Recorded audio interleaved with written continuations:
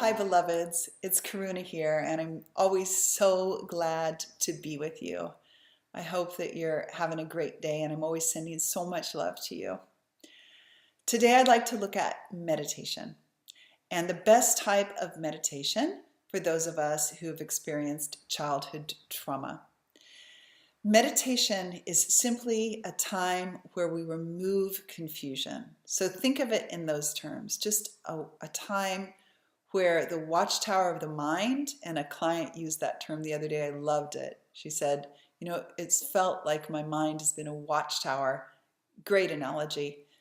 A time when the watchtower of the mind gets to quiet a bit so that we return to our natural state.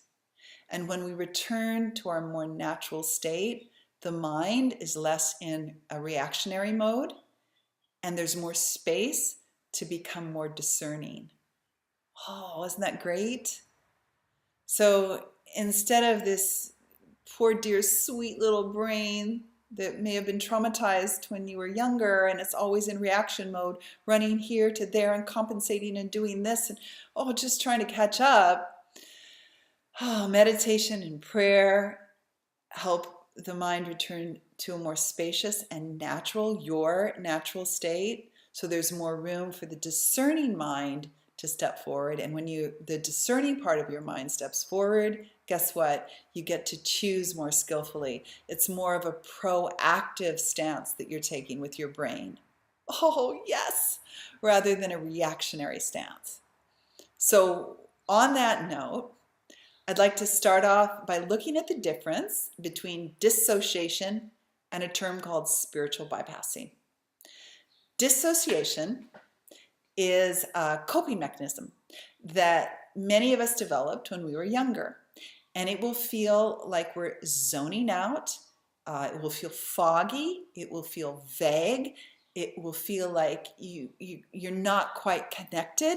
And it may even feel like there's two of you. Like part of you is here on earth, but part of you is all out in the netherworld as well.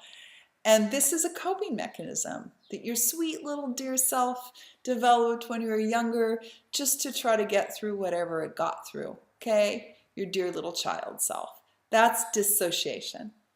Now let's look at a term called spiritual bypassing, and you may or may not have heard this term. Spiritual bypassing, when we become involved in the process, the journey of transformation, of self-transformation, of growth, personal growth, whatever you want to call it, it's great by me. I hope you know that by now. When we become involved in this journey that will take on its own self-perpetuating form, by the way, once we're on it, it will be self-perpetuating, which is pretty exciting. But there comes a time in this journey where, there's a subtle experience that happens. And this subtle experience is so freeing. It's related to the soul houses in some tradition, the Lord's mansions, the 7 mansions of the Lord in the Christian tradition, the chakras in the yogic tradition. It's a subtle energy experience. And guess what? Everybody has these experiences every day. But how many of us take note? So in other words, when you do something you love, that's a subtle experience. When you lose sense of space and time, it's a very subtle experience. It's such a joyful experience, right? That's wonderful. And for many of us who experience trauma, that subtle experience is so freeing and so delicious that all we want to do is stay there. Okay, now here's a little quandary with that. If you only stay in the subtle realms, and you've experienced trauma, we can take on this stance of, hey man, like, don't bring me down. Like, I don't want to deal with the nitty gritty of life, and I don't want to deal with those childhood traumas, and I don't want to deal with somebody who challenges at me at work and have to look at myself, because man, I'm just zoning. I'm just in the subtle realm, and don't bring me down. That is spiritual bypassing. Well, I've got news. We don't get to skip steps. At some point, If you can relate to that, you're going to have to go back and look at those challenges and integrate them. I mention this because it gets around to the type of meditation that I most recommend we start with if we've experienced childhood trauma.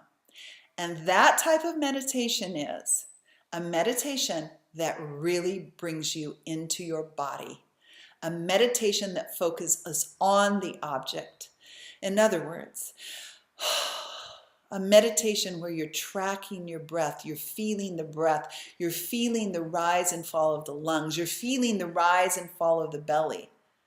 A meditation that brings you very present in your body, because chances are, if you were dissociating, you spent a lot of time out of your body, not really feeling what a body feels like. This form, this incredible form you've been given. So you can start with a meditation. Even when you place your hands in a prayer position, have you taken the time to really feel right and left come together? Have you taken the time to feel the warmth between the hands? Another example of a meditation that brings you present in your body is a walking meditation. The Buddhists, for instance, are fond, as are other traditions, of a walking meditation. Really feel your feet on the earth. Feel just, the connection of you are that earth, and that earth underneath is supporting you. It's supporting you. Or when you're laying down on earth, feeling the support of the earth and taking the support of the earth and releasing to the support of the earth. This is the type of experience of meditation I recommend. Why? Because we are not missing any steps. In other words, it will be an integrated healing journey.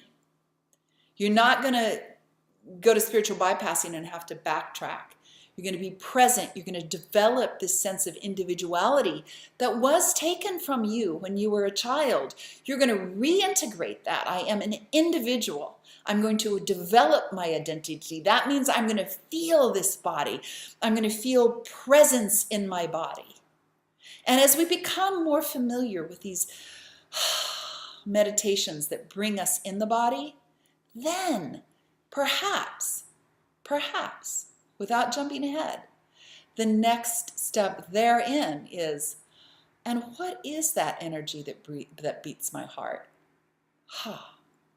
What is that energy that breathes my body at night? What is the energy in the cells that feels warm and sparkly when I get excited? Sparkly when I'm doing something that I really love to do. An energy that says, yes, dear one, come this way, come this way, come this way. Again, it will have a magnetic draw, a self-perpetuating. It will become a self-perpetuating journey, and you won't skip any steps. You'll have reestablished your identity. You'll have taken claim to this beautiful body that you have. You'll naturally start to care for it. You'll want to care for it and treasure it. You won't be disconnected from it anymore. Reclaim that beautiful body of yours, that beautiful being, that beautiful identity of yours. And meditation of this style can help you do just that. All right?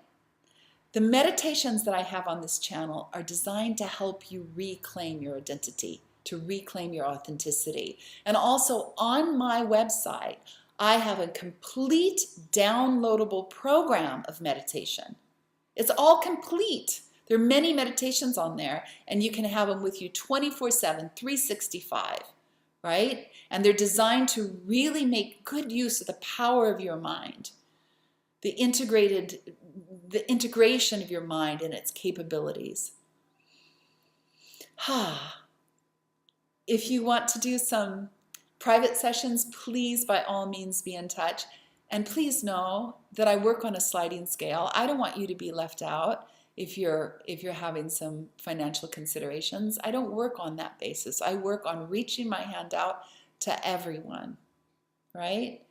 Also, please, if you have any suggestions for videos, please put them in the comment section below, and I'll look forward to seeing you very, very soon.